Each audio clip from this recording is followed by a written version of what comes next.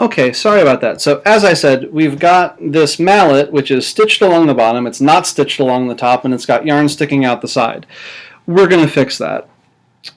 Because the yarn is sticking out the side, what you want to do is you want to, again, to get the yarn up to the top of the mallet head, to stitch the top, you're going to take the needle and right where the yarn comes out the side of the mallet, you're going to go right back in. So what I'm doing is I'm pulling the yarn fairly tightly against the mallet head so that I can see the very spot where it comes out. I'm putting the needle back in that spot, and sometimes it takes a couple of tries. And you're going to, again, have the needle come out farther up the mallet head so that you're closer to the top, and you can see as I pull it,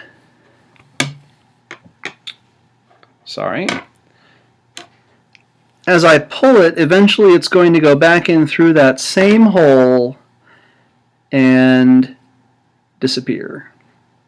Magic. And you're going to keep repeating that process, going further and further up the mallet head until the needle is coming out that top hole in the top of the mallet head. So we'll do this again. I might be able to get there this time around, I might not. So I'm pulling the yarn coming out of the mallet fairly tight. I can see the little spot where the yarn is coming out.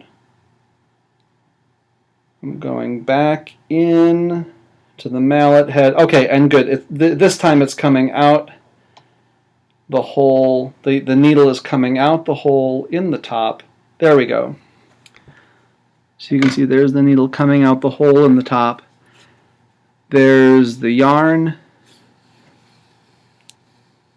And that yarn is just going to go right through and disappear.